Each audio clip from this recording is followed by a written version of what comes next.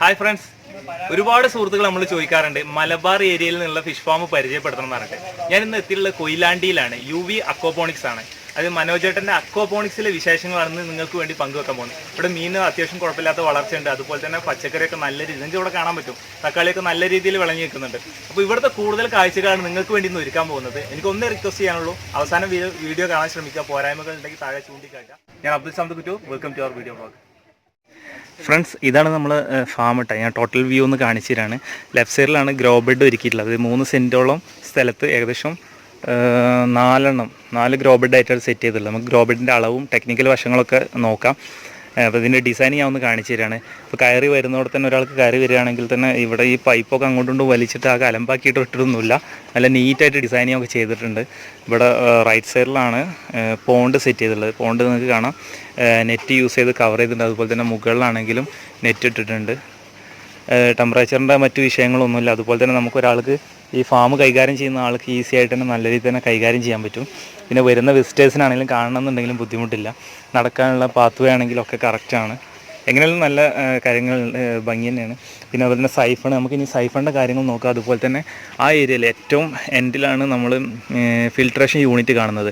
സാധാരണ നമ്മൾ കണ്ടിട്ടുള്ളത് വെച്ചാൽ ഒന്നെങ്കിൽ നമ്മൾ പോണ്ടിൻ്റെ അടുത്ത് തന്നെ ആയിരിക്കും ഫിൽട്രേഷൻ യൂണിറ്റ് ഉണ്ടാവും. അവിടുന്ന് നേരിട്ട് ഗ്രോ ബെഡിലേക്ക് പോകുന്ന അവസ്ഥയാണ്. എന്നാൽ ഇവിടുന്ന് ടാങ്കിൽ നിന്ന് വെള്ളം ആ അറ്റത്ത് പോയിട്ട് അവിടെ നിന്നാണ് തിരിച്ച് വെള്ളം ഫിൽട്ടർ ചെയ്തിട്ട് ഗ്രോ ബെഡിലേക്ക് വരുന്നത്. എങ്ങനെയായാലും നമ്മൾ ടെക്നീഷ്യൻ ഉണ്ട് ഇവിടെ, വിജിൻദാസ് ഉണ്ട്. നമുക്ക് കാര്യങ്ങൾ അദ്ദേഹത്തോട് തന്നെ ചോദിച്ചു നോക്കാം. വിജിൻദാസ്, നമസ്കാരം. ഓക്കെ, നമുക്ക് അറിയേണ്ട കുറേ കാര്യങ്ങളുണ്ട് ഇവിടെ ടെക്നിക്കൽ വശമായിട്ടുള്ള. ഇപ്പോൾ ഫസ്റ്റ് തന്നെ ചോദിക്കാനുള്ളത്, നമ്മൾ പോണ്ട് ഇവിടെ കിടക്കുന്നത്, ഫിൽട്ടർ യൂണിറ്റ് കിടക്കുന്നത് ആ തലക്കെ, എന്തുകൊണ്ട് ഈ പരിസരത്തൊന്നും സെറ്റ് ചെയ്തില്ല? തമാശ ചോദിച്ചാണ്. ശരിക്കും കറക്റ്റായി പറയുകയാണെങ്കിൽ നമ്മൾ ഈ പൈപ്പിന്റെ കോസ്റ്റ് വലിയൊരു കോസ്റ്റാണ്. അപ്പോൾ ഞാൻ ഇങ്ങനെ ചെയ്തതിനോട് എന്താ ഗുണം വെച്ചാൽ, ഇപ്പോൾ ഈ ബെഡുകൾ അടുത്താകുമ്പോൾ ബെഡിൽ നിന്ന് പോണ പൈപ്പിന്റെ ഇഞ്ച് കൂടുതലായിരിക്കും, സൈസ് കൂടുതലായിരിക്കും. അപ്പോൾ അത് പോണ്ടിന്റെ അടുത്താണെങ്കിൽ ആ റണ്ണിങ് കുറയും. അതിന് വേണ്ടിയിട്ട് ഇതിപ്പോൾ റാസ ഭാഗത്തേക്ക് പോകുമ്പോൾ നമുക്ക് 1.5 ഇഞ്ചിന്റെ പൈപ്പ് മാക്സിമം, ഇപ്പോൾ 1.25 യൂസ് ചെയ്ത് 1.5 ഇഞ്ച് മാക്സിമം ഉണ്ടാവും. അത് കുറച്ച് ദൂരം റൺ ചെയ്താലും കുഴപ്പമില്ല. പിന്നെ ആകെ നമുക്ക് ചെയ്യേണ്ട പറഞ്ഞു കഴിഞ്ഞാൽ ഈ ഹൈറ്റ് കറക്റ്റായി നോക്കണം. ഹൈറ്റിന്റെ മുകളിൽ നന്നായി ശ്രദ്ധിക്കണം. കാരണം പമ്പിന് ഒരു പരിമിതി ഉണ്ടല്ലോ. അപ്പോൾ ആ ഹൈറ്റ് നോക്കിയിട്ട് ആദ്യം കുറച്ച് ഹൈറ്റിലേക്ക് പൊക്കിയിട്ട് പിന്നെ ഒന്ന് സ്ലോപ്പ് ആക്കി കൊടുത്തു കഴിഞ്ഞാൽ ആ ഹൈറ്റിന്റെ പ്രശ്നങ്ങൾ നമുക്ക് തീർക്കാൻ പറ്റും. അപ്പോൾ നന്നായിട്ട് ഈ പൈപ്പിന്റെ മേലെ നമുക്ക് കോസ്റ്റ് കുറയ്ക്കാന്നുള്ളതാണ്, അല്ലാതെ പ്രത്യേകിച്ച്. ഇപ്പോൾ ഇതിലേക്ക് പോകുന്ന ഇതാണ്, ഈ പൈപ്പാണ്. ഈ പൈപ്പ് ഇങ്ങനെ പോയിട്ട് ഇതിന് മുകളിലൂടെ വെക്കണത്, മുകളിലേക്ക് വന്നിട്ട് പിന്നെ അങ്ങോട്ട് ചെറിയ സ്ലോപ്പിൽ സ്ലോപ്പിൽ അങ്ങനെ പോയിക്കണം. എന്നിട്ട് അവിടെ നിന്നാണ് ഫിൽട്ടർ യൂണിറ്റിലേക്ക് വെക്കണം അല്ലേ? കുറയ്ക്കാൻ വേണ്ടി ചെറിയ സ്ലോപ്പ് കൊടുക്കും. ഓക്കെ. ഇവിടെ ഗ്രോ ബെഡിൽ നിന്ന് തിരിച്ചു വരുന്ന വെള്ളം ഇതുവഴിയായിരിക്കും. അതെ, എക്സ്റ്റേണൽ സൈഫൺ ആണ് സെറ്റ് ചെയ്തിരിക്കുന്നത്. എക്സ്റ്റേണൽ സൈഫൺ അല്ലേ? അപ്പൊ എന്താ കുറച്ച് മേലേക്കും ഷീറ്റ് യൂസ് ചെയ്യുമ്പോഴേ എപ്പോഴും എക്സ്റ്റേണൽ സൈഫൺ ആണ് നന്നായി തോന്നുന്നത്. കാരണം വെച്ചാൽ കുറച്ച് മേലെയാണ് അതിന്റെ ഹോൾ വരിക. അപ്പോൾ ഈ വെള്ളം നിൽക്കുന്ന ആ ഏരിയ എപ്പോഴും ഈ ഹോളിന്റെ താഴെ ആയിരിക്കും. സപ്പോസ് എന്തെങ്കിലും പ്രോബ്ലം ഉണ്ടെങ്കിൽ തന്നെ അത് ഒരു പ്രോബ്ലം ആയിട്ട് നിൽക്കില്ല. കാരണം അതിന് വേണ്ടിയിട്ട് നമ്മൾ ഇന്ത്യൻ സൈഫൺ കൊടുത്തു കഴിഞ്ഞാൽ അടിയിൽ തന്നെ ഹോൾ വരുന്നതുകൊണ്ട് അത് ലീക്കിനുള്ള സാധ്യത പ്രൊപ്പോർഷനലി കൂടുതലാണ്. കാരണം അവിടേക്കാണ് ഈ പ്രസ്സിംഗ് വരുന്നത്. ഇത് സൈഡിൽ കൊടുത്തുകൊണ്ട് വലിയ പ്രശ്നമില്ല. അപ്പൊ എക്സ്റ്റേണൽ ആണ് നല്ലത്. ഓക്കെ. നമുക്ക് എങ്ങനെയല്ലോ അങ്ങോട്ട് പോവാം. ഫ്രണ്ട്സ്, പോണ്ടിൽ നിന്ന് ഫിൽട്ടർ യൂണിറ്റിലേക്ക് വരുന്ന പൈപ്പാണിത്. പോണ്ടിൽ 2 മോട്ടർ വെച്ചിട്ടുണ്ട്. അതിലൊരു മോട്ടർ വഴി വരുന്ന പൈപ്പാണിത്. ഇവിടെ ഫിൽട്ടർ യൂണിറ്റ് ഇവിടെ സെറ്റ് ചെയ്ത് നമുക്ക് അതിൻ്റെ കൂടുതൽ കാര്യങ്ങൾ ചോദിച്ചു നോക്കാം. എങ്ങനെയാണ് ഇതിൻ്റെ സെറ്റപ്പ് ഒന്ന് വിശദീകരിക്കും? ഇതിപ്പോൾ നമ്മളിപ്പോൾ കാണുന്നത് സാധാരണ ഇതിൽ ചെരിഞ്ഞ് നിൽക്കണ ഒരു പൊസിഷനിലാണ് സാധാരണ കാണുന്നത്. പക്ഷേ അത് കുറേ പ്രോബ്ലംസ് ഉണ്ട്. എന്ന് വെച്ചാൽ ഇപ്പോൾ അഥവാ എന്തെങ്കിലും ലീക്കിനുള്ള സാധ്യത കൂടുതലാണ് ചെരിഞ്ഞ് സെറ്റ് ചെയ്യുമ്പോൾ. കാരണം അത് ഗ്രാവിറ്റിയും പിന്നെ എന്തായാലും ഒരു ഓവർഫ്ലോ പോലെയാണ് അടുത്തേക്ക് സെറ്റ് ചെയ്യുക. അപ്പോൾ എന്തെങ്കിലും ബ്ലോക്കൊക്കെ വന്നു കഴിഞ്ഞാൽ അതുപോലെ താഴേക്കാണ് കണക്ഷൻ ഉണ്ടാവുക. അപ്പോൾ ബ്ലോക്കിനുള്ള സാധ്യത കൂടുതലാണ്. അത് പിന്നെ വേറൊരു വ്യത്യാസം എന്താ വെച്ചാൽ, അഥവാ വാട്ടർ ലോസ് ഉണ്ടായി കഴിഞ്ഞ് കഴിഞ്ഞാൽ ഫുൾ വാട്ടറും ഡ്രൈൻ ഔട്ട് ആയി പോകും. അപ്പോൾ ടാങ്കിന് ഭയങ്കര റിസ്ക് ആണല്ലോ. അപ്പോൾ ഇതിലാകുമ്പോൾ അങ്ങനത്തെ പ്രശ്നങ്ങളൊന്നും വരില്ല. ഇത് പാരലായിട്ട് സെറ്റ് ചെയ്തിരിക്കണേ.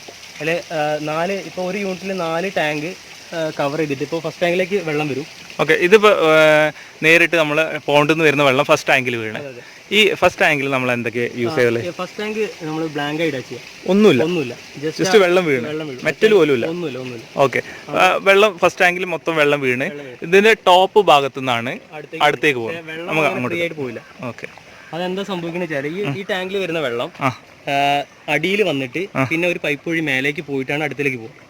അതായത് മനസ്സിലായില്ല. വെച്ചാൽ ഇതിൽ വരുന്നതിന് വെള്ളം നേരെ അടിയിൽ വന്നതിന് ശേഷം ഒറ്റയടിക്ക് ഒരു പൈപ്പ് ഉണ്ട്, ഉള്ളിലേക്ക് പൈപ്പ്. ആ പൈപ്പാണ് അതിലേക്ക് കണ്ടിരിക്കുന്നത്, അടുത്ത ഔട്ടിലേക്ക്. ഓക്കെ. അപ്പം വെച്ചാൽ വരുന്ന വെള്ളം ഇതിൽ അടിയിൽ വന്നിട്ട് മേലെ പോയതിന് ശേഷം മാത്രമേ അടുത്തേക്ക് പോകുള്ളൂ. ഓക്കെ. അപ്പോൾ ഓട്ടോമാറ്റിക് ആയിട്ട് എന്താണ് അതിൽ ഹെവി സോൾഡ് ആയ സാധനങ്ങളുണ്ടെങ്കിൽ അത് ഈ ബാരലുണ്ടാവും, ഹെവി ആയിട്ടുള്ളത്. ഹെവി ആയിട്ടില്ല, അത് മുകളിലേക്ക് പൊന്തൂല. മുകളിലേക്ക് പൊന്തുക.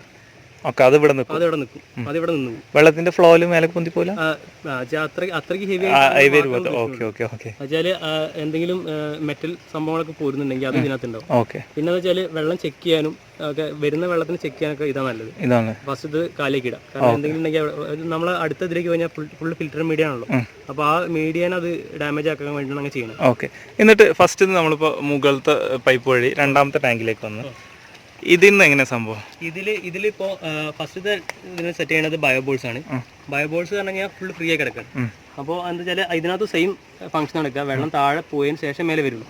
അപ്പോൾ ഈ താഴെ പോകുന്ന സമയത്ത് എന്താണ് ഈ ഫിൽറ്റർ മീഡിയയിലൂടെ കവർ ചെയ്തിട്ട് അത് പോകണ്ടേ. അപ്പോൾ പോകുമ്പോൾ എന്താണ് മാക്സിമം അതിനകത്ത് പിടിച്ച് നിൽക്കും. പിന്നെ അതിനകത്ത് എയറൊക്കെ ഉണ്ടാവും. അപ്പോൾ എന്ന് വെച്ചാൽ അതിനകത്ത് ബാക്ടീരിയ വർക്ക് ചെയ്യാൻ തുടങ്ങും. അപ്പോൾ തിരിച്ചു വരുന്ന വെള്ളത്തിനകത്ത് എന്തെങ്കിലും ഉണ്ടെങ്കിൽ തന്നെ അത് സോൾഡ് ആയി പോകും. കാരണം ഇങ്ങനെ ഈ ഇതിന്റെ മുകളിൽ തട്ടി അതിങ്ങനെ ഒരുമിച്ചായിട്ട് ആ സോൾഡ് ആയിട്ട് അത് അടിയിൽ തന്നെ വന്ന് കിടക്കും. അതിങ്ങനെ അടിയിൽ ഇങ്ങനെ ഊരി കിടക്കും. ഓക്കെ. പിന്നെ മേലേക്ക് വരുന്ന വെള്ളത്തിന് അതിന് പൊക്കാൻ കഴിയില്ല. അപ്പോൾ എന്താണ് അടുത്തേക്ക് ഫ്രീ ആയിട്ട് അപ്പുറത്തേക്ക് പോകും. പിന്നെ ഇതില് ബയോബോൾസ് മാത്രം യൂസ് ചെയ്യും, എയറേഷൻ കൊടുക്കണം. ഇതിലോ നെക്സ്റ്റിൽ വരുന്നത് മൂവിംഗ് ബെഡ് ആയിരിക്കും. പക്ഷേ ഒന്നുകൂടി ക്ലിയർ ആയ വെള്ളമാണ് അതിനകത്തേക്ക് വരിക. മൂവിംഗ് ബെഡിനകത്ത് ഈ വേസ്റ്റിനെ പിടിച്ചു വയ്ക്കാനുള്ള കഴിവ് കുറവാണ്. അതിനകത്ത് നമ്മൾ ബാക്ടീരിയനാണ് കൂടുതൽ. അപ്പോൾ അതിനകത്ത് നല്ല എയറേഷൻ കൊടുക്കേണ്ടിട്ടുണ്ട്. അപ്പോൾ ആ എയറേഷൻ വെച്ചിട്ട് അതിന് പ്രോസസ്സ് ചെയ്ത് പിന്നെ നമ്മൾ നാലാമത്തെ ഇതിലേക്ക് പോകും. അത് സെയിം ആക്ഷൻ തന്നെ ഉണ്ടാവുക. വെള്ളം താഴെ വന്ന് പിന്നെ അത് നമ്മൾ അതിനെ ഒരു ഫ്ലോ സെറ്റ് ചെയ്യണം. അപ്പോൾ ഏത് മോട്ടറാണ് യൂസ് ചെയ്യണമെന്ന് വെച്ചാൽ അതിനനുസരിച്ച് മാറും. ഈ ബാരലിന്റെ എണ്ണം മാറും, കൊടുക്കുന്ന കണക്ഷൻ ഒക്കെ മാറും. അതുപോലെ ഔട്ടിന്റെ പൈപ്പിന്റെ സൈസ് മാറും. ഇതിനോടൊപ്പം 4 ഇഞ്ചിന്റെ പൈപ്പാണ് മേലേക്ക് വെള്ളം എടുക്കുന്നത്. അപ്പോൾ ഫ്രീ ആയിട്ട് പോകണം. വെച്ചാൽ ഒരു തള്ളലുണ്ടായി കഴിഞ്ഞാൽ അതിന് കൂടെ വേസ്റ്റും പിടിക്കും. അപ്പോൾ അതിനനുസരിച്ച് വേണം സെറ്റ് ചെയ്യാൻ. അപ്പോൾ ഇതിനകത്ത് വന്ന് അടുത്ത നെറ്റ് ഉള്ളത് വെച്ചാൽ ഏറ്റവും ലാസ്റ്റ് വന്നുള്ളതിൽ നെറ്റ് മാത്രം. നെറ്റ് പറഞ്ഞാൽ ഫുഡ് ഗ്രേഡ് മെറ്റീരിയൽ ആയിരിക്കണം നിർബന്ധമാണ്. കാരണം നമ്മൾ ഈ അക്വപോണിക്സ് ചെയ്യുമ്പോൾ ഒരിക്കലും ഫുഡ് ഗ്രേഡ് അല്ലാത്ത മെറ്റീരിയൽ യൂസ് ചെയ്യരുത്. കാരണം ഈ മീനിന്റെ ഇത് തിരിച്ചു പോകുന്ന വെള്ളത്തിന്റെ ക്വാളിറ്റിയാണ് മീനിന്റെ ക്വാളിറ്റി എന്ന് പറയുന്നത്. അപ്പോൾ അല്ലാത്ത സംഭവം യൂസ് ചെയ്ത് കഴിഞ്ഞാൽ കാലക്രമേണ ഇതിന്റെ എന്തെങ്കിലും പ്രശ്നങ്ങൾ ഉണ്ടെങ്കിൽ അത് ആ മീനിന്റെ ബോഡിയിലും കാണിക്കുന്നതാണ് പഠനങ്ങൾ തെളിയിക്കുന്നത്. അപ്പോൾ നമ്മൾ ഒരിക്കലും അങ്ങനെ ഫുഡ് ഗ്രേഡ് അല്ലാത്ത സാധനങ്ങൾ ഇന്നത്തെ യൂസ് ചെയ്ത് ചെയ്യുന്നതൊക്കെ നല്ല ക്വാളിറ്റി സാധനങ്ങൾ. കാരണം ഈ വെള്ളത്തിലാണ് ഇത് കിടക്കുന്നത്. അപ്പോൾ വെള്ളത്തിന്റെ പ്യൂരിറ്റി നിർബന്ധമാണല്ലോ. അപ്പോൾ ഇതിൽ ഫുഡ് ഗ്രേഡ് മെറ്റീരിയൽ ആയിട്ടുള്ള നെറ്റ് നമുക്ക് വാങ്ങിക്കാൻ കിട്ടുന്നുണ്ട്. അത് മാർക്കറ്റിൽ എനിക്ക് തോന്നുന്നു റോളിന് 2500 രൂപ കണ്ട് വരുന്നുണ്ട്. റോളിന് എത്ര മീറ്റർ ഉണ്ടാവും? അത് മീറ്റർ കറക്റ്റ് എനിക്ക് അറിയില്ല. എന്തായാലും ഒരു 5-6 ഫിൽറ്ററിനൊക്കെ സിമ്പിളായിട്ട് അത്യാവശ്യം സൈസ് ഉള്ളതാണ്. അപ്പോൾ അത് നമ്മളിങ്ങനെ ഫ്രീ ആയിട്ട് അതിൽ ചുറ്റുഭാഗത്ത് ഇങ്ങനെ തിങ്ങി നിൽക്കുന്ന രീതിയിലുണ്ട്. അപ്പോൾ ഇത്രയും ഫിൽറ്റർ ചെയ്ത് വന്ന വെള്ളമാണ് വെച്ചാൽ മെയിനായിട്ട് ഫിൽറ്റർ ചെയ്ത് നമ്മളെ ബയോബോൾസ് ആണ്. പിന്നെ ഇതിലേക്ക് വരുമ്പോൾ എന്തായാലും അതിങ്ങനെ ഈ മീനിന്റെ വേസ്റ്റിന് വേറെ പ്രത്യേകത വെച്ചാൽ ഇതിങ്ങനെ സഞ്ചരിക്കുന്ന സമയത്ത് ഇതിങ്ങനെ ഒരുമിച്ച് കൂടി ഇങ്ങനെ അതിങ്ങനെ സോൾഡ് ആയി വരും. അപ്പോൾ എന്ന് വെച്ചാൽ ഇങ്ങനെ ഈ ട്രാൻസ്പോർട്ടിങ് നടക്കുന്ന സമയത്ത് മിക്കവാറും അടി പോയിണ്ടാവും. പിന്നെ രക്ഷപ്പെട്ട് വരുന്ന ആൾക്കാർ മാത്രമേ ഇവിടെ എത്തുള്ളൂ. അതെന്താവും നമ്മൾ നെറ്റ് നന്നായിച്ചാൽ കൊതുകുവാലേൻ്റെ സൈസുള്ള. അപ്പോൾ എന്തായാലും ഫിൽറ്റർ ചെയ്യും, മാക്സിമം ഫിൽറ്റർ ചെയ്തിട്ട് അതും ഇങ്ങനെ സോൾഡ് ആയിട്ട് താഴേക്ക് കുറച്ച് കഴിയുമ്പോൾ ഈ വേസ്റ്റിങ് താഴേക്ക് പോകും. ഈ വേസ്റ്റുള്ള ഈ നമ്മളെ നെറ്റിങ് താഴേക്ക് പോകും. അപ്പോൾ അത് അത്രയും വേസ്റ്റ് അതിനകത്ത് വരുന്നുണ്ട് നടത്തും. ആ വേസ്റ്റൊക്കെ താഴേക്ക് വരും. പിന്നെ അത് കവർ ചെയ്തിട്ട് വേണം നമ്മളെ പുറത്തേക്കുള്ള ഔട്ടിലേക്കുള്ള പൈപ്പിലേക്ക് എത്തുന്നത് തന്നെ. പൈപ്പിലേക്ക് എത്തുന്നതിന് അത് കുറച്ച് സോൾഡ് ആയതുകൊണ്ട് പിന്നെ പൊങ്ങില്ല. വെള്ളം ഫ്രീ ആയിട്ട് അപ്പുറത്തേക്ക് പോകും. വെള്ളം ഫ്രീ ആയിട്ട് അപ്പുറത്തേക്ക് പോകും. വേസ്റ്റ് അവിടെ തന്നെ കിടക്കും. ഇപ്പോൾ പമ്പ് വെച്ചിട്ട് വെള്ളം കൊണ്ട് തള്ളുന്നുണ്ട്. അത് എത്ര കപ്പാസിറ്റിയാണ്? പവർ പമ്പിന്റെ 16000 എൽ മോഡലാണ്. സൺസൺ തന്നെയാണ് 16000. അത് 16000 ലിറ്റർ പെർ അവർ പമ്പ് ചെയ്തുകൊണ്ടിരിക്കും. ഓക്കെ. അപ്പോൾ ആ ഒരു ഫ്ലോയിലാണ് ഇത്രയും സംഭവം വർക്ക് ചെയ്യുന്നത്. ഇപ്പൊ ഈ തള്ളിച്ചുണ്ടല്ലോ അത് വെച്ചിട്ടാണ് ഇതിന്റെ ഉള്ളിലുള്ള പൈപ്പിന്റെ അളവൊക്കെ നമുക്ക് നിശ്ചയിക്കുന്നത്. വെച്ചാൽ ഒരിക്കലും ഈ വെള്ളം അങ്ങോട്ട് അങ്ങോട്ട് പോയി കഴിഞ്ഞാൽ നേരത്തെ പറഞ്ഞ മാതിരി വേസ്റ്റ് അതിന്റെ കൂടെ പൊങ്ങി വരും, അപ്പുറത്തേക്ക് പോകും. ഇപ്പോൾ ഈ 4 ഫിൽട്രേഷനൊന്നും സത്യം പറഞ്ഞു കഴിഞ്ഞാൽ നടക്കുന്ന പ്രവർത്തനം സോളിഡ് ആയിട്ടുള്ള വേസ്റ്റ് മാത്രമല്ല നീക്കം ചെയ്യണം. അതെ, സോളിഡ് ആയിട്ടുള്ള അതിന്റെ കൂടെ തന്നെ അമോണിയ ഈ ബയോബോൾസ് മൂവിംഗ് ബെഡ് എന്ന് പറഞ്ഞു കഴിഞ്ഞാൽ ശരിക്കും ബാക്ടീരിയ സെറ്റ് ചെയ്യാൻ സംഭവം. അതിനകത്ത് ഓട്ടോമാറ്റിക്കായിട്ട് നമ്മൾ എയറേഷൻ കൊടുക്കുന്നത് അത് വേറെ കാര്യങ്ങളുണ്ട്. ഇത്ര ചെറിയ ബാരലായതുകൊണ്ട് ഇതിനകത്ത് നമ്മൾ എയറേഷൻ കിട്ടി കഴിഞ്ഞാൽ ഭയങ്കര പവറായിരിക്കും. അത്രയും പവറായിട്ട് ഈ വെള്ളം ശരിക്ക് എയർ മിക്സ് ആവും. വെച്ചാൽ എന്താണ് അതിനകത്തുള്ള ഓക്സിജൻ്റെ അളവ് നന്നായിട്ട് കൂടിയിട്ടുണ്ടാവും. ഡിസോൾവ്ഡ് ഓക്സിജൻ ആണല്ലോ ബാക്ടീരിയ ആണെങ്കിൽ എടുക്കുന്നത്. അപ്പോൾ അതിൻ്റെ അളവ് നന്നായിട്ട് കൂടിയിട്ടുണ്ടാവും. അപ്പോൾ എന്താ വെച്ചാൽ നന്നായിട്ട് ബാക്ടീരിയ സെറ്റ് ആവും. അപ്പോൾ ഈ ബയോബോൾസിനകത്തൊക്കെ നന്നായിട്ട് ബാക്ടീരിയ വരും. നൈട്രിഫിക്കേഷൻ നടക്കുന്നുണ്ടോ അവിടെ? നൈട്രിഫിക്കേഷൻ നടക്കും, ഓക്കെ. ഒക്കെ നടന്നുകൊണ്ടേയിരിക്കും. ഇത് ബാക്ക് വാഷ് ചെയ്യാനുള്ള സിസ്റ്റം ആണോ ഇത്? പുറത്തേക്ക്. ഓക്കെ. അപ്പോൾ ഇത് എത്ര ദിവസം കൂടുമ്പോഴാണ് ഇത് ഈ അടിഞ്ഞു കൂടുന്ന വേസ്റ്റ് ഒക്കെ നീക്കം ചെയ്യുന്നത്? ഇപ്പോൾ അങ്ങനെ നോർമൽ എയറേഷൻ ഒക്കെ കറക്റ്റ് ആണെങ്കിൽ ഇപ്പോൾ ഫസ്റ്റ് ടൈമിലും ശരിക്കും എയറേഷൻ കൊടുക്കേണ്ട ആവശ്യമില്ല. കാരണം കുറച്ചൊക്കെ ആ സംഭവങ്ങളൊക്കെ അങ്ങനെ എത്തണം അപ്പുറത്തേക്ക്. ചില നൈട്രിഫിക്കേഷൻ അധികം നടക്കാതെ അങ്ങോട്ട് എത്തുമ്പോൾ അവിടെയും കുറച്ചൊരു ബാക്ടീരിയൻ്റെ ഫംഗ്ഷൻ കൂടുന്നതായിട്ട് നമുക്ക് കാണുന്നുണ്ട്. അപ്പോൾ 1 മാസം 2 മാസം വരെയൊക്കെ എയറേഷൻ കൊടുത്തില്ലെങ്കിലും കുഴപ്പമില്ല. പിന്നെ എയറേഷൻ കൊടുത്തു കഴിഞ്ഞാൽ സോൾഡ് വേസ്റ്റ് മാക്സിമം അടിയിൽ കിടക്കും. ഇതിങ്ങനെ നമുക്ക് അറിയാൻ പറ്റും. ഇതിന്റെ നോട്ടിഫിക്കേഷൻ വരുന്ന വെച്ചാൽ ഇതിന്റെ മേലെ കൂടി പൈപ്പ് ഉണ്ട്, ആ പൈപ്പിലൂടെ വെള്ളം ഓവർഫ്ലോ ആയിട്ട് ചാടാൻ തുടങ്ങും. അപ്പോൾ നമുക്ക് അറിയാൻ പറ്റും അടുത്തേക്ക് നമ്മൾ ക്ലീൻ ചെയ്ത് ഒഴിവാക്കാനായിട്ടുണ്ട്. അപ്പോൾ നമ്മൾ പച്ചക്കറി ഉണ്ടെങ്കിൽ ഏറ്റവും കൂടുതൽ നല്ലത് പച്ചക്കറിക്ക് നന കൊടുക്കുന്നതാണ്.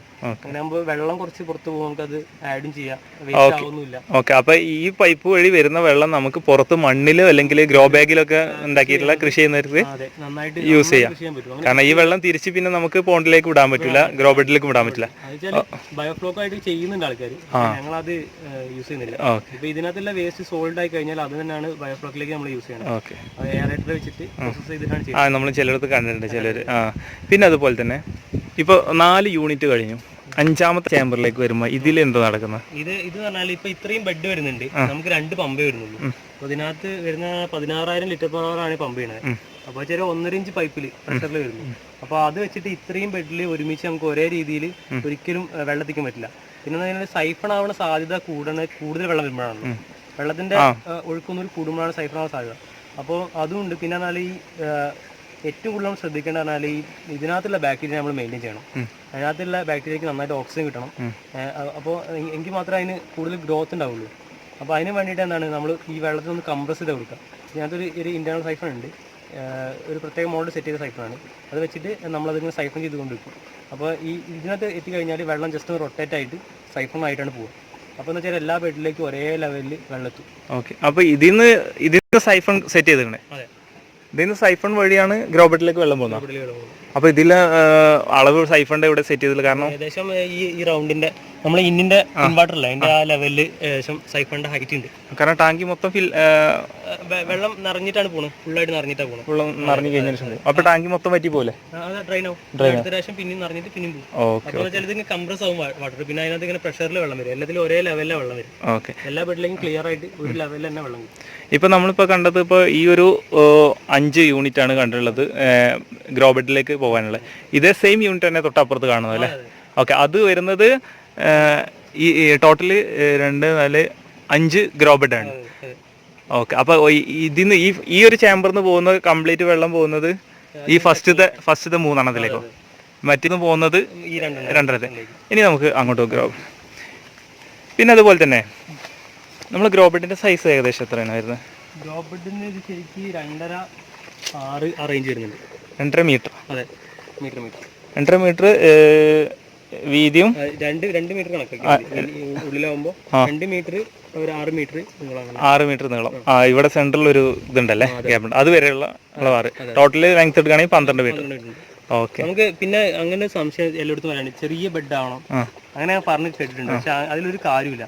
കാരണം ബെഡ് ചെറുതാവണോണ്ട് പ്രത്യേകിച്ച് ഒരു കാര്യമില്ല.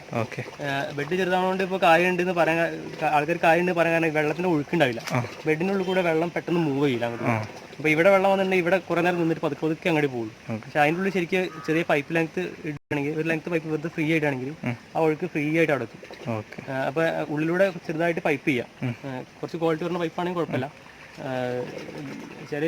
വേസ്റ്റ് പൈപ്പ് നല്ല ഉദ്ദേശിച്ചത് അത്യാവശ്യം ക്വാളിറ്റി. പിന്നെ അതുപോലെ തന്നെ ഇപ്പൊ നമ്മൾ ഗ്രോ ബെഡ് ഉണ്ടാക്കുമ്പോൾ എത്ര തിക്നെസ് വേണമെന്നുണ്ട്, കനം വേണമെന്നുണ്ട്? ഗ്രോ ബെഡ് 30 സെന്റിമീറ്റർ ആണ് പറയുന്നത്. 30 സെന്റിമീറ്റർ ഹൈറ്റ്, അതായത് മെറ്റൽ കിടക്കണം 30 സെന്റിമീറ്റർ. അതിൽ കുറച്ച് കൂടിച്ച് കുഴപ്പമില്ല, പക്ഷേ കുറയാതെ നിൽക്കണം ഇപ്പം നല്ലത്. അതിൽ കുറേ അപ്പോൾ അതിന്റെ ഫംഗ്ഷൻ കുറയും. വെച്ചാൽ ഇതിപ്പോ ഇതിനകത്ത് വെള്ളം വന്നിട്ട് തിരിച്ചു പോകുമ്പോൾ സൈഫൺ ആയിട്ടാണ് പോകുന്നത്. അപ്പോൾ എന്ന് വെച്ചാൽ പെട്ടെന്ന് അടിയിലേക്ക് വെള്ളം താഴ്ന്നു പോകും. താഴ്ന്നു പോകുന്ന സമയത്ത് മുകളിലത്തെ എയർ ഉള്ളിലേക്ക് വലിക്കും. അപ്പോൾ ഇതിനകത്ത് സെറ്റ് ആയിക്കുന്ന ബാക്ടീരിയക്ക് ഓക്സിജൻ കൂടുതൽ കിട്ടുന്നുണ്ട്. അപ്പോൾ അതാണ് ശരിക്കും അങ്ങനെ ചെയ്യുമ്പോഴാണ് ചെടിക്കും ഗ്രോത്ത് ഉള്ളത്.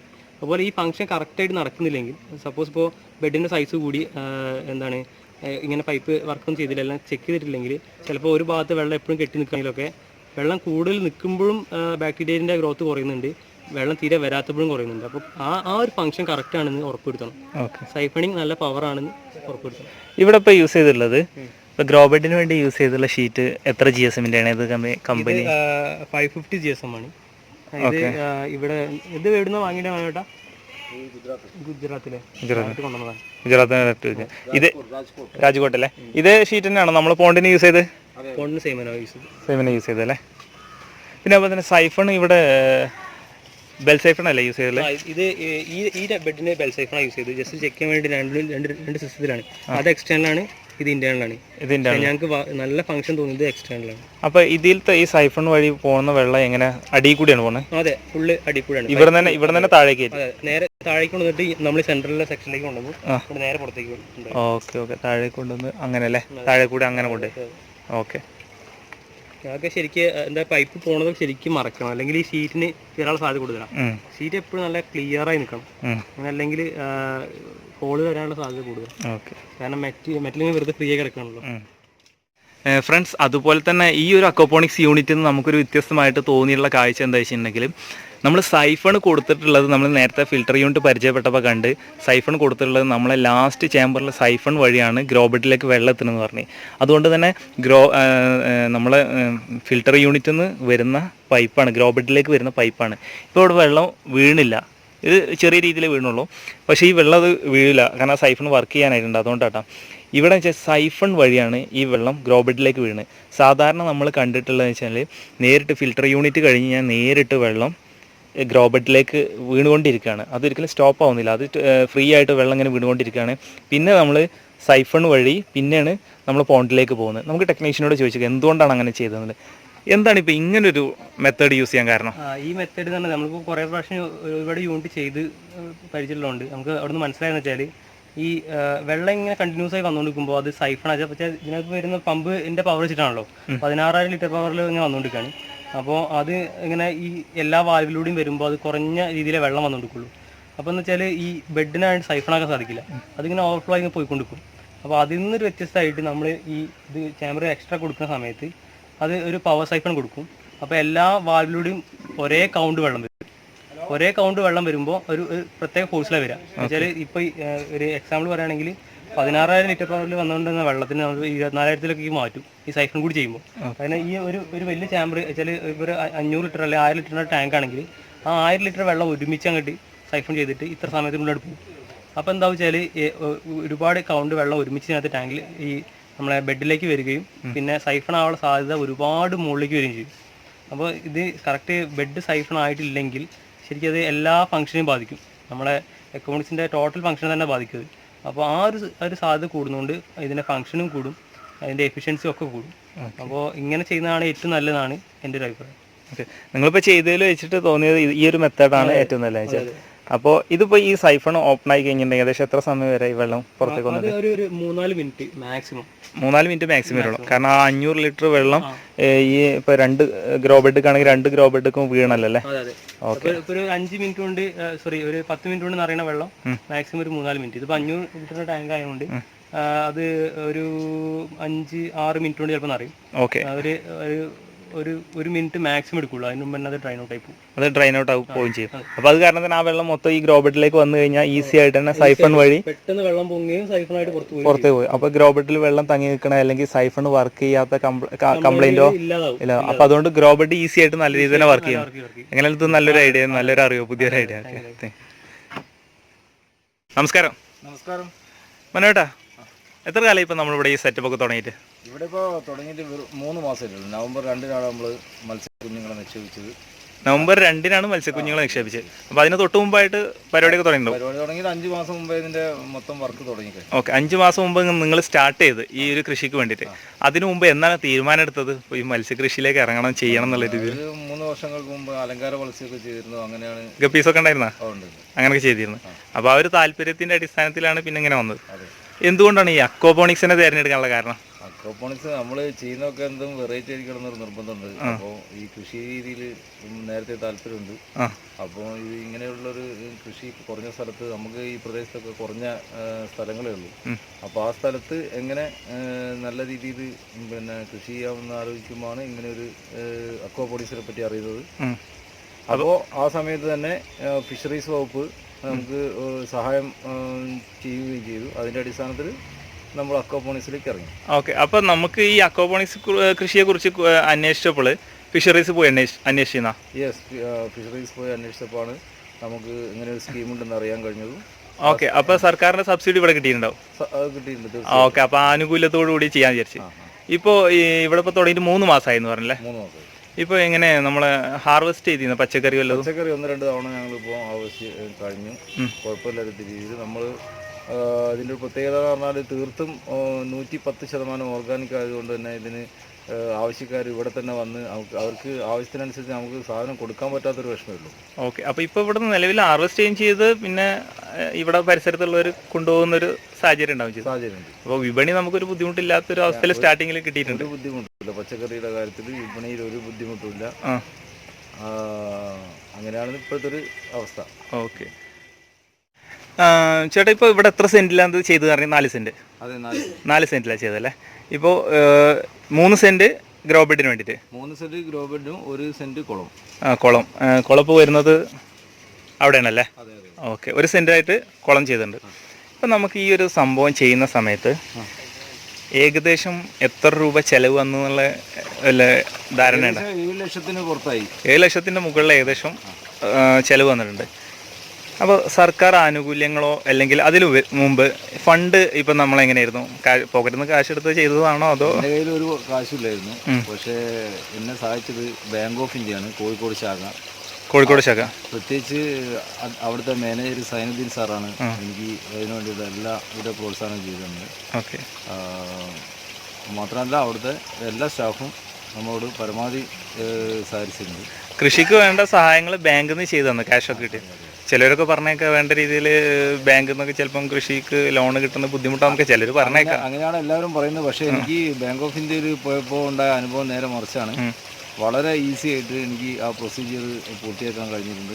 വളരെ എളുപ്പത്തിൽ എനിക്ക് വേണ്ട സമയത്ത് പിന്നെ പണം പിൻവലിക്കുന്ന രീതിയിൽ അവർ ലോൺ അറേഞ്ച് ചെയ്ത് തന്നു. ഓക്കെ, അപ്പോൾ അങ്ങനെ ഫണ്ട് കണ്ടെത്തിയിട്ട് ഇതിനു വേണ്ടി ഇറങ്ങി. പിന്നെ നമ്മൾ ഇറങ്ങിയതിന് ശേഷം നമുക്കിപ്പോൾ 3 മാസമായി എന്ന് പറഞ്ഞു. സർക്കാർ സബ്സിഡിയോ വല്ലതും ആനുകൂല്യങ്ങൾ? 1-ാം ഘട്ടത്തിലുള്ള ഒരു സബ്സിഡി എനിക്ക് ഓൾറെഡി എൻ്റെ അക്കൗണ്ടിലേക്ക് വന്നു കഴിഞ്ഞിരിക്കും. ഓക്കെ, അത് എത്ര പെർസെൻറ്റേജ് ആയിരുന്നു? അത് പിന്നെ 1-ാം ഘട്ടത്തിൽ 4,60,60,000 രൂപയാണ് പ്രൊജക്റ്റ് കോസ്റ്റിലുള്ളത്. അതിൻ്റെ 40% ഓൾറെഡി 1,84,000 രൂപ എൻ്റെ അക്കൗണ്ടിൽ വന്നു കഴിഞ്ഞല്ലേ? ഓക്കെ, അപ്പോൾ സർക്കാർ ആനുകൂല്യങ്ങളുടെ കാര്യത്തിലും ഡിലേ വന്നിട്ടില്ല? അതും പിന്നെ ഓഫീസിലുള്ള ആളുകൾ ഞാൻ പ്രത്യേകിച്ച് നമ്മൾ കൃത്യമായിട്ട് അവർ പറഞ്ഞ ഡിപ്പാർട്ട്മെൻറ്റ് പറഞ്ഞ പ്രകാരം കാര്യങ്ങളൊക്കെ ചെയ്തുകൊണ്ട് തന്നെ ബില്ലും കാര്യങ്ങളൊക്കെ കൃത്യമായി സൂക്ഷിച്ചതുകൊണ്ടും വളരെ എളുപ്പത്തിൽ തന്നെ എനിക്ക് നേടിയെടുക്കാൻ കഴിഞ്ഞു. ഇപ്പോൾ ഇവിടെ മീൻ കുഞ്ഞുങ്ങൾക്ക് ലൈസൻസ് കിട്ടിയ കാരണം തന്നെ ഗിഫ്റ്റ് ആയിരിക്കും ഇറക്കിയിട്ടുണ്ടാവും അല്ലേ? അതെ അതെ, ഗിഫ്റ്റാണ്. പിന്നെ അതുപോലെ തന്നെ ഇലക്ട്രിസിറ്റി കാര്യങ്ങളൊക്കെ എങ്ങനെയാണ്? അതിന് സബ്സിഡിയോ അല്ലെങ്കിൽ? ഇലക്ട്രിസിറ്റി ഞാനിപ്പോൾ ഈ തുടക്കത്തിൽ നമ്മൾ എടുത്തിരുന്നത് ടെമ്പററി കണക്ഷൻ വാങ്ങിയിട്ടായിരുന്നു ഇലക്ട്രിസിറ്റി എടുത്തത്. ഇപ്പോൾ താരിഫ് മാറ്റാൻ വേണ്ടി കൊടുത്തിരിക്കുകയാണ്. സ്വാഭാവികമായിട്ടും ഇത് പിന്നെ കൃഷി ആവശ്യത്തിനായിട്ട് ഉള്ള ഒരു LT5B താരിഫിലാണ്. LT5B താരിഫിലാണ് എനിക്കിപ്പോൾ പിന്നെ പുതിയ കണക്ഷൻ നമ്പർ അതിലേക്ക് മാറ്റിയിരിക്കുകയല്ലേ? അപ്പോൾ യൂണിറ്റിന് വളരെ കുറഞ്ഞ പൈസ വരുന്നുള്ളൂ. ഇപ്പോൾ 3 മാസമായിട്ട് ഇപ്പോൾ നിങ്ങൾ ഇതിൽ ഓടിച്ചെന്ന് പറഞ്ഞല്ലോ, അത് ഗാർഹിക ആവശ്യത്തിനുള്ള വീട്ടാവശ്യത്തിനുള്ള അതേ കറണ്ട് ഇങ്ങോട്ട് എടുക്കുകയാണോ ചെയ്തത് അതോ? അല്ലല്ല, അത് ഞാൻ ടെമ്പററി കണക്ഷൻ. അത് എത്ര യൂണിറ്റ് റേറ്റ് എങ്ങനെ? യൂണിറ്റ് 6 സംതിങ് വരുന്നുണ്ടല്ലേ? ഇതിപ്പോൾ 2 സംതിങ് വരുള്ളൂ. ഇത് കിട്ടിയില്ല, റെഡി ആയിട്ടില്ല? ഏകദേശം റെഡി. ഓക്കെ, ഇപ്പോൾ ഇവിടെ മോട്ടറൊക്കെ എങ്ങനെ? 24 hours മോട്ടോർ വർക്ക് ചെയ്യുന്നുണ്ട്. 24 hours 2 മോട്ടോർ വർക്ക് ചെയ്യുന്നത്. കറണ്ട് ബില്ല് യൂണിറ്റ് ഏകദേശം എത്ര വരുന്നുണ്ട് മാസം? 300 യൂണിറ്റ് വരുന്നുണ്ട്. ഒരു മാസം 300 യൂണിറ്റ്. ഓക്കെ, ഇപ്പോൾ ഈ ഒരു 3 മാസത്തെ എക്സ്പീരിയൻസ് വെച്ചിട്ട് എങ്ങനെയാണ് ഇവിടുത്തെ? ഇപ്പോൾ തക്കാളിയൊക്കെ കുഴപ്പമില്ലാത്ത വളർച്ച കാണുന്നുണ്ട്.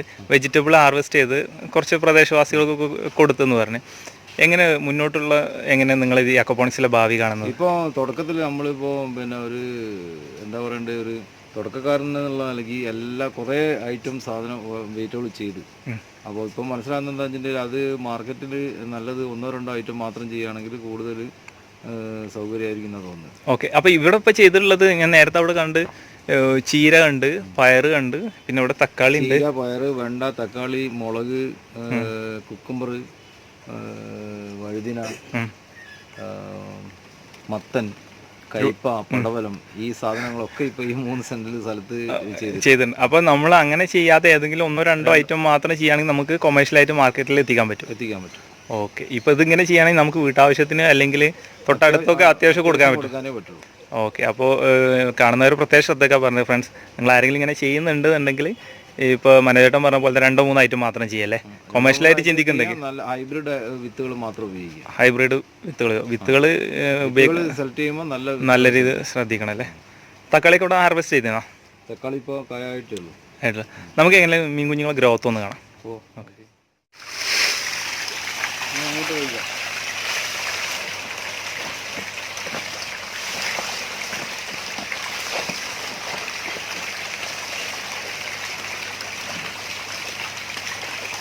ഇവിടെ എത്ര മീൻ കുഞ്ഞുങ്ങളായിട്ടുള്ളേ? 4000 അല്ലേ?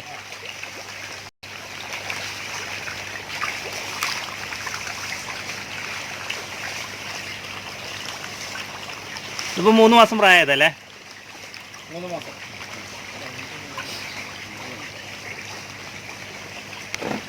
ഏകദേശം പിടിച്ചു നോക്കിന്നാ 100-150 ഗ്രാമൊക്കെ 150 ഗ്രാം എങ്ങനെ ഉണ്ടാവില്ലേ ആവറേജ് അല്ലേ? ഇതിലിപ്പോൾ തിലോപ്പി മാത്രമേ ഉള്ളൂ അല്ലേ? ഫ്രണ്ട്സ്, ഇതുവരെ നിങ്ങൾ കണ്ടത് കൊയിലാണ്ടിയിലുള്ള UV അക്വാപോണിക്സ് യൂണിറ്റിലെ കാഴ്ചകളാണ്. നിങ്ങൾക്ക് ഈ ഫാമിനെ കുറിച്ച് കൂടുതൽ കാഴ്ചകൾ അറിയണമെന്നുണ്ടെങ്കിൽ ഈ ഫാം നേരിട്ട് വന്ന് വിസിറ്റ് ചെയ്യാനുള്ള സൗകര്യമുണ്ട്. ഇവിടുത്തെ ഫാർമറുടെ നമ്പർ ഞാൻ താഴെ ഡിസ്ക്രിപ്ഷനിൽ കൊടുക്കാം. അതുപോലെ തന്നെ ഈ ടെക്നീഷ്യൻ്റെ നമ്പർ ഞാൻ ഡിസ്ക്രിപ്ഷനിൽ കൊടുക്കുക. കാരണം എന്ന് വെച്ചാൽ നിങ്ങൾക്ക് ടെക്നിക്കൽ പരമായിട്ട് എന്തെങ്കിലും കാര്യങ്ങൾ ഇതേക്കുറിച്ച് അറിയണമെന്നുണ്ടെങ്കിൽ പുള്ളിക്ക് നേരിട്ട് വിളിച്ച് ചോദിച്ചോക്കുക. ഇനി വിളിച്ചിട്ട് ഫോൺ എടുക്കാത്ത ബുദ്ധിമുട്ടുണ്ടെങ്കിൽ അവരെ വാട്സപ്പിലൊക്കെ കോൺടാക്ട് ചെയ്യാൻ ശ്രമിക്കുക.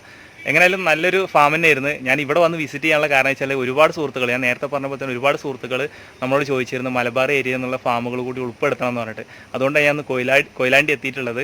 തീർച്ചയായിട്ടും കണ്ണൂർ, കാസർഗോഡ് ഏരിയക്കൊക്കെ വരും, നല്ല ഫാമുകൾ നോക്കുന്നുണ്ട്. ആർക്കെങ്കിലും അറിയുന്നുണ്ടെങ്കിൽ ഫാമുകളുടെ പേര് അറിയുന്നുണ്ടെങ്കിൽ താഴെ ഡിസ്ക്രിപ്ഷനിൽ ഇടാം. എങ്ങനെയായാലും ഇന്നത്തെ വീഡിയോ ഇഷ്ടപ്പെട്ട് കഴിഞ്ഞാൽ തീർച്ചയായിട്ടും ലൈക്ക് ചെയ്യുക, ഷെയർ ചെയ്യുക, കമൻറ്റ് ചെയ്യുക. പോരായ്മകൾ ഉണ്ടെങ്കിൽ തീർച്ചയായിട്ടും ഈ ടെക്നിക്കലോ അല്ലെങ്കിൽ വേറെ എന്തെങ്കിലുമൊക്കെ ഈ ഫാമിൻ്റെ പോരായ്മകൾ നല്ല അറിവുള്ള ഒരു വീഡിയോ കാണുന്നുണ്ടെങ്കിൽ നിങ്ങൾക്ക് താഴെ അത് ചൂണ്ടിക്കാണിക്കുക. കാരണം വെച്ചാൽ നമ്മുടെ ടെക്നീഷ്യനാണെങ്കിലും ശരി, നമ്മൾ ഫാർമർക്കാണെങ്കിലും ശരി, നമ്മൾ ഏത് വീഡിയോ ചെയ്യുകയാണെങ്കിലും അവിടുത്തെ ഫാർമർക്കൊക്കെ ആ ഒരു സിസ്റ്റം ചേഞ്ച് ചെയ്യണം. എന്തെങ്കിലും പോരായ്മകൾ ഉണ്ടെങ്കിൽ അത് ഉൾക്കൊള്ളാനുള്ള ഒരു വേദി കൂടിയാണിത്. അപ്പോൾ അറിവുള്ളവർ നമ്മൾ വീഡിയോ കാണുന്നുണ്ടെങ്കിൽ തീർച്ചയായിട്ടും കമൻറ്റ് ചെയ്യണം പോരായ്മകൾ, അത് അവർക്ക് കൂടി ഉപകാരപ്പെടാൻ വേണ്ടിയിട്ടാണ്. പിന്നെ അതുപോലെ തന്നെ പുതുതായിട്ട് ഈ മത്സ്യകൃഷിയിലേക്ക് ഇറങ്ങാൻ പോകുന്ന ആൾക്കാർക്കൊക്കെ ഫാം വിസിറ്റിംഗ് നല്ലതാണ്.